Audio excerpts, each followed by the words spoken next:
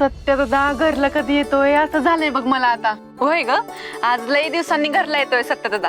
मला तर लई भारी वाटायला लागले बघ. आला चला दादा.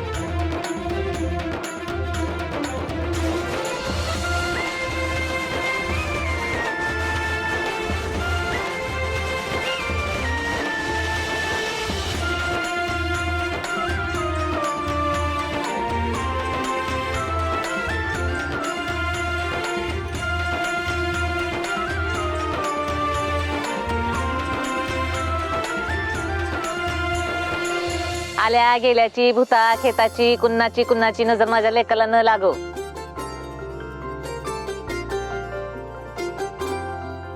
आणि जी माझ्या लेकाच्या वाईटावर टपलेत का नाही त्यांचा बी नाही ना ठेवू दे.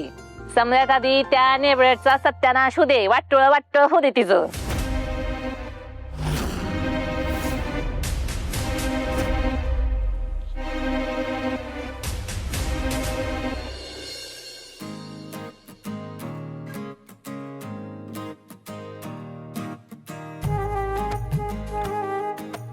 सत्या हरवलेलं वासरू लई दिसांनी गाईच्या कुशीत आल्यावर तिला कसा आनंद होतोय का नाही तशी अवस्था झाली बघ माझी. एवढ्या मोठ्या संकटावर मात करून तू घरला आलास.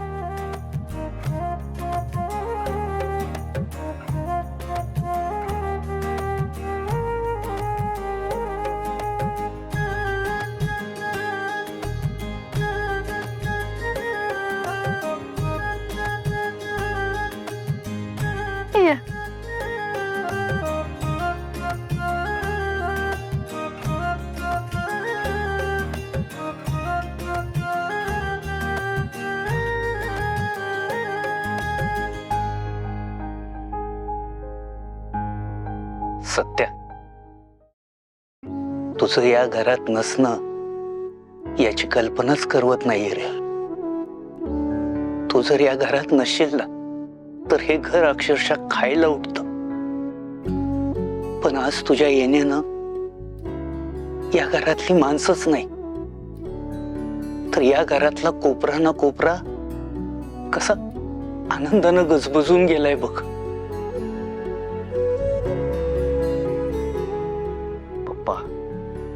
अहो, तुमच्या सगळ्यांचं प्रेम माझ्या पाठीशी असताना काय होणार आहे मला.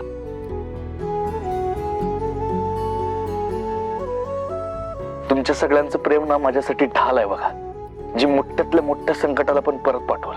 आमचं प्रेम तुझ्या पाठीशी कायम असेलच रे. पण आता इथून पुढं असं कधीच वागू नकोस. अरे आईचं आई पण लहानपणीच कळतं, पण बापाचं काळीज कळायला बापच व्हावं लागतं. सत्य, तुला हॉस्पिटलमध्ये मृत्यूशी झुंज घेताना बघून आमच्या काळजाचे तुकडे तुकडे झाले होते रे. आम्ही तर सगळी आशाच सोडली होती. एका क्षणाला असं वाटलं की ज्या हाताला धरून तुला चालायला शिकवलं, ज्या खांद्यावर बसून तुला जग दाखवलं, त्या हाताने त्या खांद्यावर